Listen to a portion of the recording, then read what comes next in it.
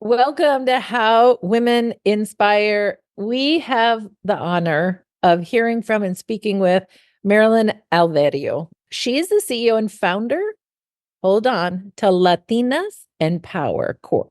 So when she was a corporate leader working in the airline industries, etc., she really saw the stark difference and lack of sponsorship and mentorship for Latinas. It was really clear. And she decided to bring together Latinas in the corporate environment, first to share stories and strategies for success, but it's turned into something so much more.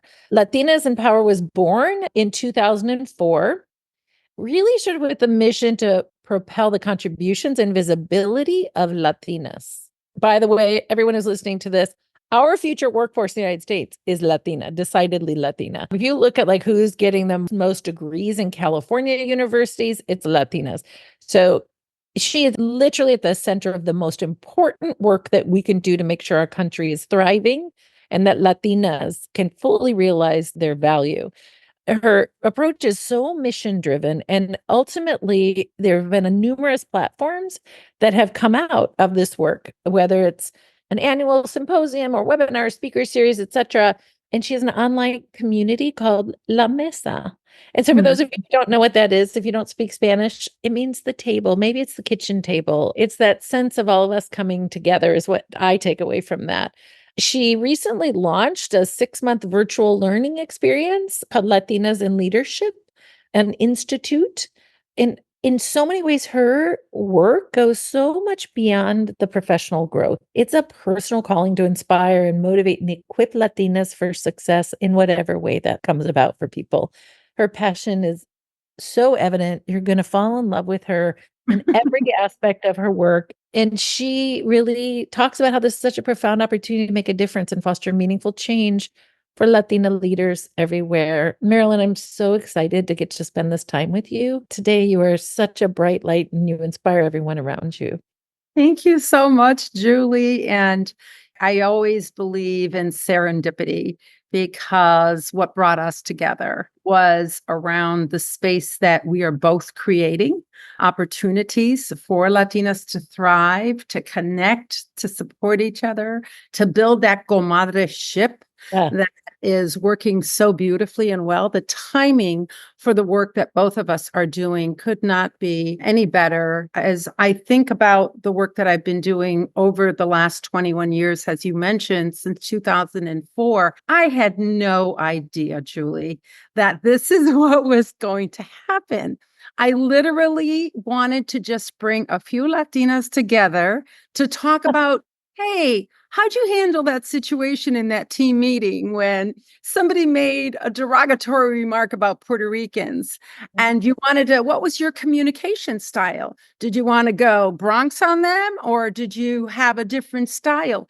And it was so fascinating and funny and so helpful that one day one of the women said, wow, we need to bring more Latinas into this because at the point it was only like 8 of us getting together for lunch to talk about these things. Working in the corporate environment is always the way that there is unspoken rules that many of us that come from humble beginnings, I'm going to say, I grew up with parents who didn't have an education, had a 3rd grade and a 5th grade education. So for me, I was one of the first. Yes. And then I became one of the onlys. They're talking a lot about this term called Latina onlys. And I about them like we were the only one there, the only one to do this. And I became one of those. Yeah. I was just going to say, and I hear from so many of my friends the extraordinary cost to being the only, because you have to not just code shift, you have to change how you show up and who you are in these environments. It historically, maybe it's evolving today, but it has been so hard for people to be able to fully live in their identity, which is costly for our health and the value that we can bring to work. Right. And, we do hear that term, bring your whole self to work. Well, they don't really mean it. So don't bring your whole self to work because they bring, but that's a little bit too much. Leave some of that culture and heritage thing at the door, that personality. One of the things that I found working in the corporate environment, and I ended my career in financial services. I went through airline industry, pharmaceutical industry, and then I was in the health with a Fortune 100 company in the health industry and ended up in the financial services industry. I did retire about 3 or 4 years ago, and it was really to just kind of take the organization that I had built as a network to the next level, to Yeah. say we can do more with this now, and to really build out some programmatic initiatives along the way. But I just remember that having had all that corporate experience is really what is helping me to build this operation, to build this infrastructure for the Latinas in Power network. So with Latinas in Power in the beginning, I remember thinking, I never hear Latina voices and this is now 25 years ago. There's not a lot of Latina voices at the There table. still aren't very many. I get exactly. And I remember during Women's History Month, for example, you would hear Asian voices, white voices, but you didn't hear like what were our contributions. So I wanted to just from my part of the world contribute something that from Latinas for everyone. Yeah. And I always say that Latinas in Power is created by Latinas for everyone as part of our tagline. And so kind of really just to put us out there and then to add the word power and do Yeah. it's 25 years ago saying that word 25 years ago. power. And Right. it's and power, not in power. So, Yeah. and I tell people, no, we're not in power. It's and power to talk about the idea of power, to demystify the idea of power. Power is institutionalized. What is it that we need to challenge the status quo and to really talk about shifting that power Yeah. so that we are able to access that? Once you get it, what do you do when you get it? How do you pass it on to others? And then, for me, it's always, I grew up with it instilled in me the values of giving back to the community from my parents. And so for me, it's like, okay, if I've learned all of this throughout my corporate career, how do I then pass it on to the next generation of little Marilyns behind me and putting that hand down to other Marilyns and Julies that are behind us? And so that was the whole impetus behind creating this network. 21 years later, I now did retire and now I have become the CEO. I turned it into a nonprofit 501c3. Didn't expect to do that at all, but realized, Julie, that this is my purpose in life. I said, oh my gosh, I found my purpose. Oh my God. Well, and your experience in almost every industry you can imagine, financial services, healthcare, airline, like what didn't you do, gives you a perspective on the role that Latinas play and where they miss the rungs on the ladder, right? And you have Rita Moreno and a bunch of other powerhouse women who have joined your advisory council. How did that even come about? Talk about power. Yeah.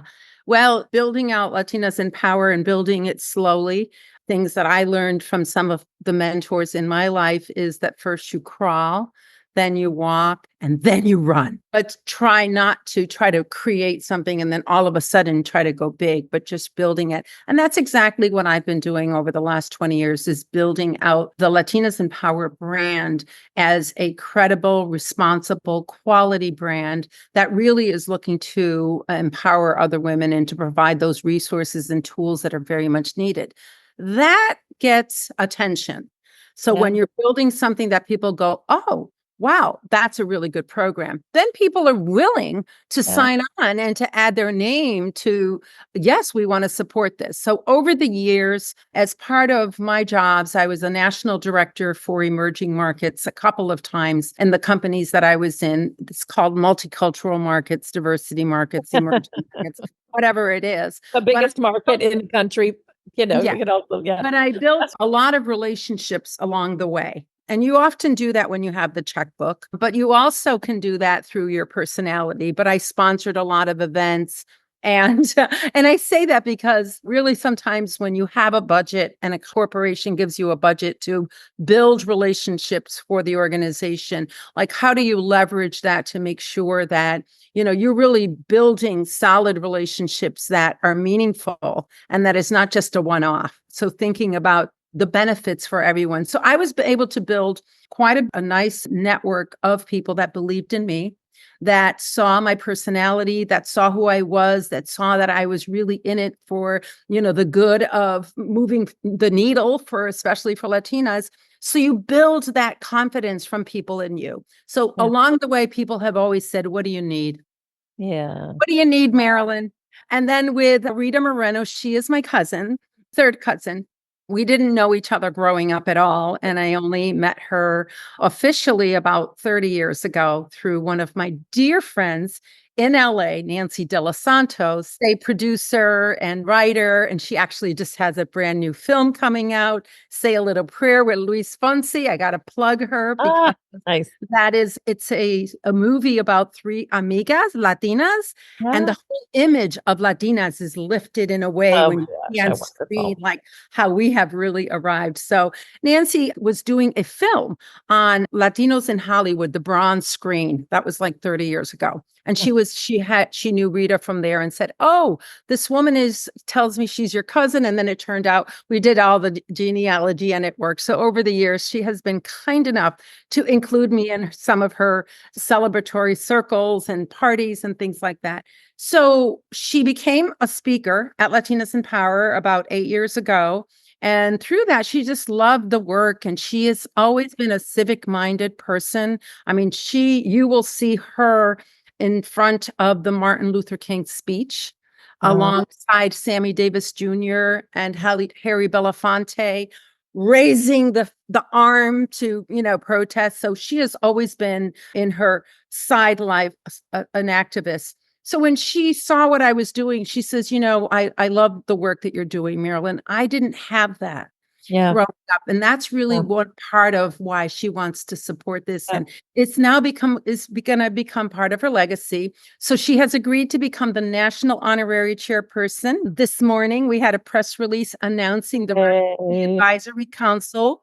That advisory council is made up of leaders from across the country that believe in the need and that are really addressing the Latina leadership gap in this country. Yeah. So it's hot off the press that this news went out today. It was so That's exciting. And you're my first interview. But what I said up in that press release is that the work that we are doing has been amplified now because of Sheryl Sandberg's Lean In report. And of course, you have Ana Depola out there, creating Latinas Lean In, and yeah. so many other phenomenal Yeah, women yeah, in yeah. this country that are doing great work like yourself. And so what this organization, Lean In, has been doing all this phenomenal work all over the world. This is their very first report on Latinas. And guess what? It sounds the alarm. Yeah. It sounds the alarm that Latinas are losing ground and Oh, that we are underrepresented in every level. And there are so many challenges and barriers that include microaggressions in the workplace, stuff that I was dealing with 30 years ago that still we haven't moved the needle. And the gender pay gap. We yeah. know on an average, we're making 62 Yeah. cents Latinas make the least of anybody in this country. Yeah. below Native American women. Yeah. So you have white men, Asian women, white women, Black women, Native American women, and then Latinas at the Yeah. bottom of that. But we're So, really losing ground. And, there's just so many things that are still harming us, like bias. yeah. Yeah, so Well, bias. my daughter works at a tech firm, and some older guy, she's a violinist. She's so, she's so, personally like lovely and whatever, just moderate. And this guy came to her, older 60-year-old white guy, came up to her and said, "Oh, I hear you're the hot-headed Latina." Like, who says that to a Yeah. young 24-year-old? Like, Yes. what is that about? That is a microaggression, Yes. as So you know. I'm not asking for permission anymore. I'm not asking for a seat at the table. My friends, this is the first generation of us. We have a huge opportunity. We have power and influence and wealth. And we can start building the tables where we get the prime seats. Today, we want to invite you to join us as investors in venture. I know no one's asked you to do it before. It might be something that seems scary or foreign, but I promise you it's not that different than investing in a mutual fund where your retirement funds are. I want you to lean in and just learn a little bit more. How about making a commitment that in the next 12 months, you can give yourself 12 months to figure it out and to take a step? I want to invite you to be part of the new table of power and influence and wealth. You're invited. I want to sit at the table with you because we're going to make big change. We're going to make the world we've been dreaming of.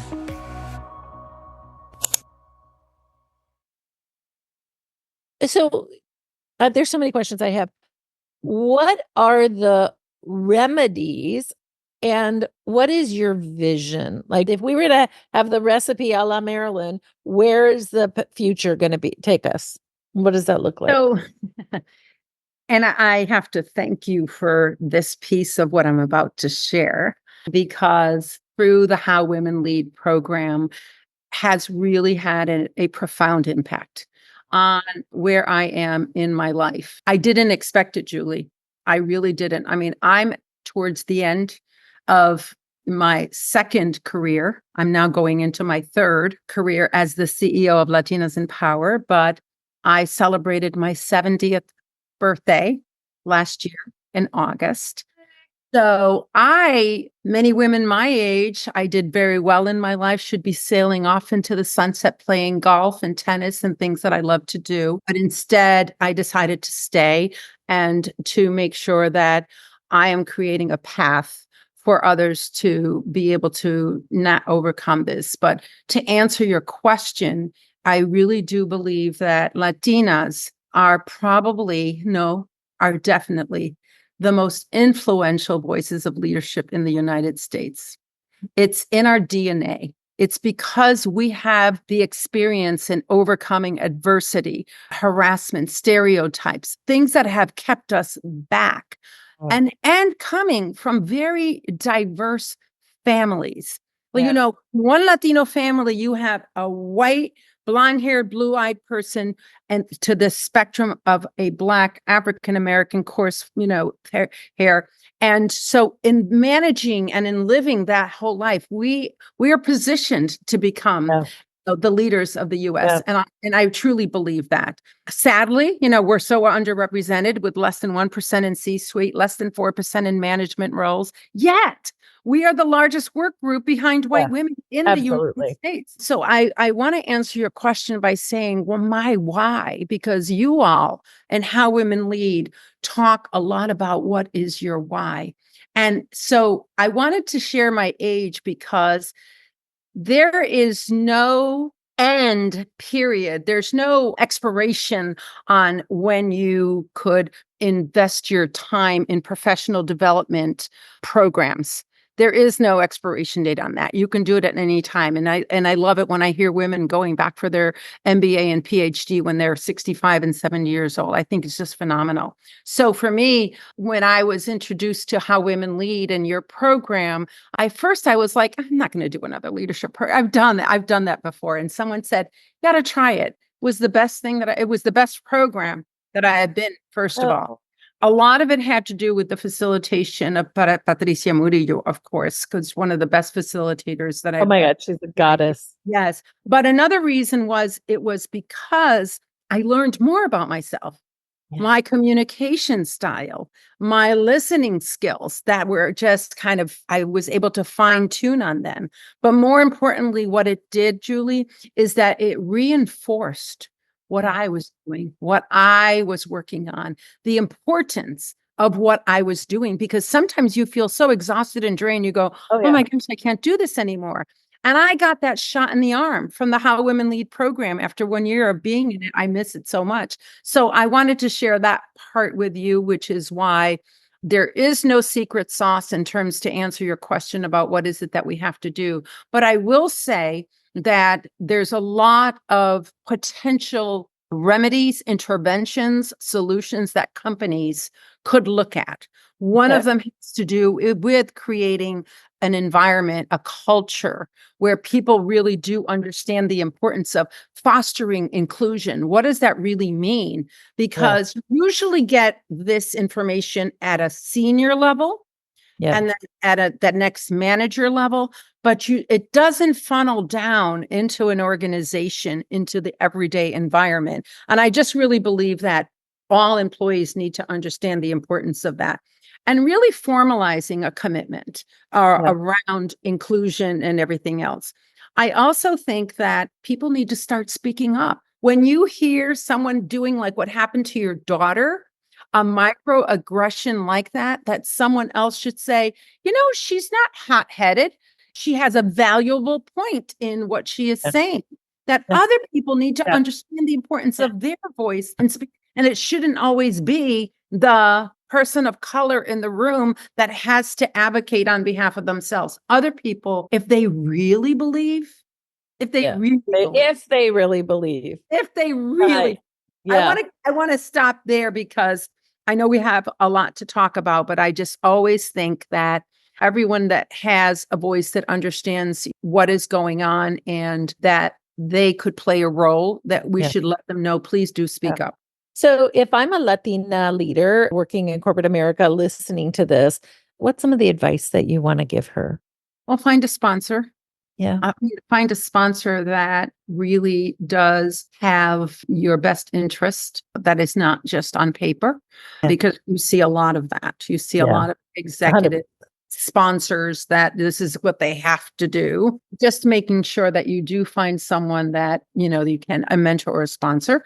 I think the other thing is don't be afraid to embrace your culture and your heritage. Yeah. Do not leave your culture and heritage at the door. America Ferreira the other day was on this little video that said, our identity is our superpower. And I just absolutely loved it. I think it was, I can't remember who was interviewing her, but I was like, you go, girl. And that's Yeah. so that to me is really to be proud of who we are and orgullo. So growing up, I have always worn my Puerto Ricanness, my culture on my chest, my arm, everywhere. And I would, throughout my career, I ran into Latinas that did hide it. I ran into Latinas that that kind of held back. And I always wonder, you know, why, you know, it was that I was so proud of Yeah. my Yeah. Latina-ness. What I did find is that many times it did hold me back. Many Yeah. times my Latina-ness versus my reservedness did hold me back. And that was obstacles that I had. So that was the price I had to pay. So Yeah. I did make it to senior director level in corporate America, which is fairly high, but I never made it to VP. And Yeah. I kept getting overlooked for those positions. I mean, my goal was to become a CMO. I wanted to become Yeah. one of the Latina CMOs.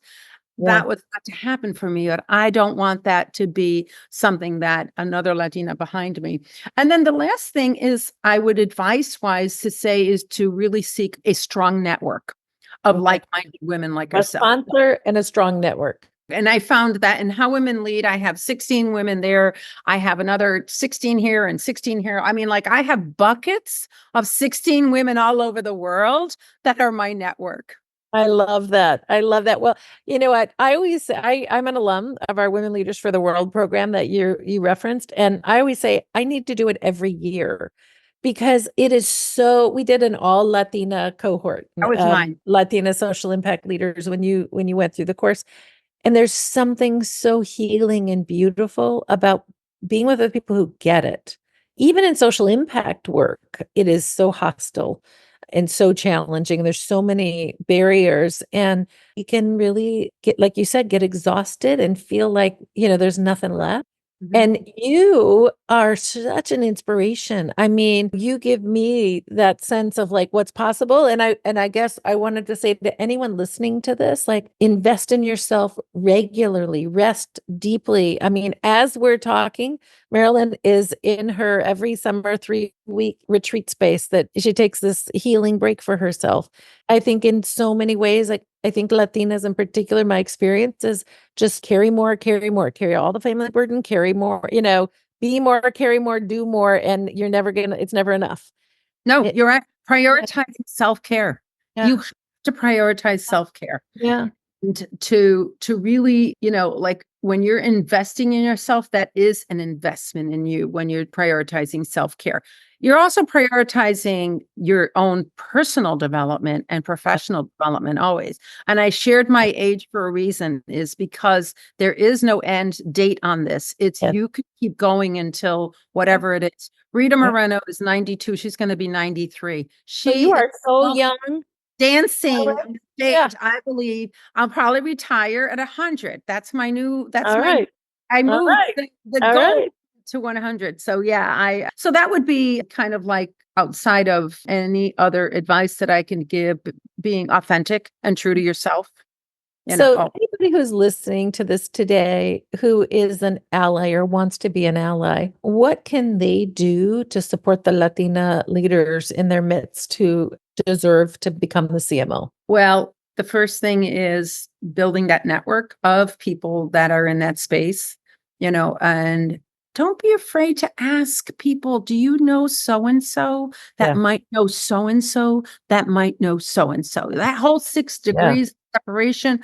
I mean, I'm now, 2 degrees of separation to Gloria Stefan because of Rita Moreno, and they're very close. And so I have an email thing going on. It just happened recently where I'm going to try to get Gloria Stefan to get involved. There's always an opportunity for you to reach out to people in that space. And because we are growing our network so strong, the mindset is shifting about it's not about competition. It's Yeah. about camaraderie, and it's about supporting each other Yeah. and lifting each other up. And again, really believing in that. Yeah. So there was this saying that when I was growing up, and it's a Puerto Rican saying, but I think that other people use it too. Quítate tu pa ponerme yo, which is get out of the way so that I Yeah. can have an opportunity. And that Yeah. is not the mentality or the mindset that is Mm, going to help us to yeah. move that needle that we're talking about and to Plenty address of space for all of us. for all of us. Yeah. Yeah. Yeah. So I feel like there's so much more I want to talk about, but we're out of time. How can people find you, Marilyn?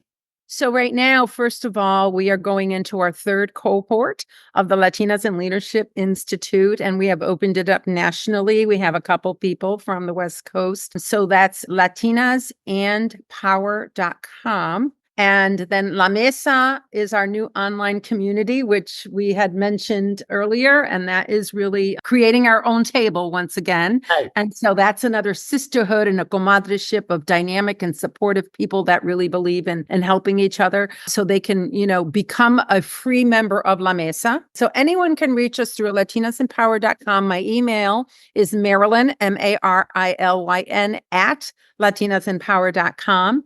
And I am available to help and support and to really, hopefully, all of us together build this network of support that is needed. Thank you so much for your work. And what a bright light are you. You inspire me so deeply. And I know everybody listening today has Latina. If you're not Latina yourself, you have Latinas around you who need that connection with other Latinas that are leading. So hopefully you can send them to La Mesa or encourage them to be part of the Institute. Thank you so much, Marilyn, for So everything you're welcome. doing. Thank you. Thank you for giving me the time, Julie.